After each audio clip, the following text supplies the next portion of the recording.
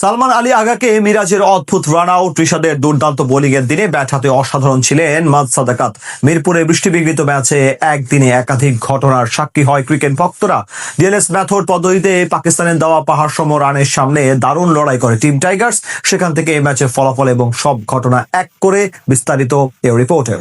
দীর্ঘ 11 বছর পর বাংলাদেশের কাছে ছিল পাকিস্তানের বিপক্ষে সিরিজ জয়ের সুযোগ। আগের ম্যাচে দুর্দান্ত পারফরমেন্স করার পর আজ আরো একবার টস জিতে মিরপুর শেরেবাংলা ক্রিকেট স্টেডিয়ামে টস জিতে আগে বল করার সিদ্ধান্ত নেয় বাংলাদেশ ক্রিকেট দল। বিপরীতে প্রথম ব্যাট করতে নেমে শুরুটা দারুণ করেন পাকিস্তানের দুই ওপেনার সাহিবজাদা ফারহান এবং মাজ সাদাকাত। বিশেষ করে ফারহান কিছুটা ধীরগতির হলেও তরুণ সাদাকাত শুরু থেকেই ছিলেন আগ্রাসী। একের পর এক বাউন্ডারি হাঁকিয়ে ভীতি ছড়ান টাইগার বোলারদের মনে।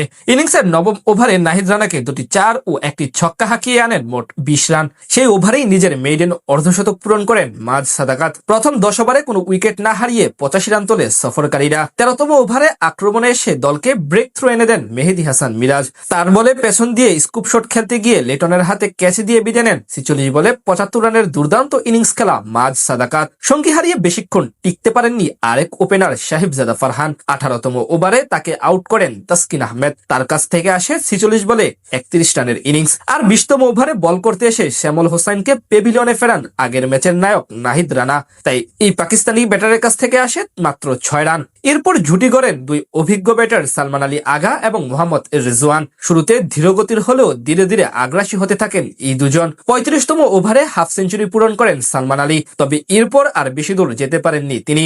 39তম ওভারে দারুণ বুদ্ধিমত্তা কাজে লাগিয়ে তাকে রান আউটের ফাঁদে ফেলেন টাইগার অধিনায়ক মেহেদী হাসান মিরাজ। যে আউট ঘিরে তৈরি হয় বিতর্ক।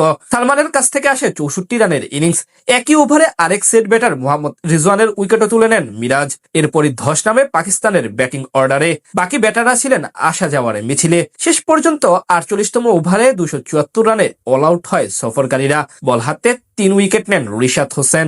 জবাব দিতে নেমে অবশ্য বাংলাদেশের শুরুটাও একদমই মন মতো হয়নি। আগের ম্যাচে দারুণ করলেও আজ মাত্র 1 রান করে শাহিন আফ্রিদির শিকার বনে সাজগরে ফিরে যান তানজিদ তামিম। পরের ওভারে 12 রান করে মোহাম্মদ ওয়াসিমের শিকার বনে আউট হন তারকা ব্যাটার সাইফ হাসান। আর নাজমুল হোসেন শান্ত আউট হন রানের খাতা খোলার আগেই। পরপর 3 উইকেট হারিয়ে কঠিন বিপদে পড়ে বাংলাদেশ দল। এরপরে মিরপুরের আকাশে শুরু হয় বেরসিক বৃষ্টি, যার কারণে বন্ধ থাকে ম্যাচ।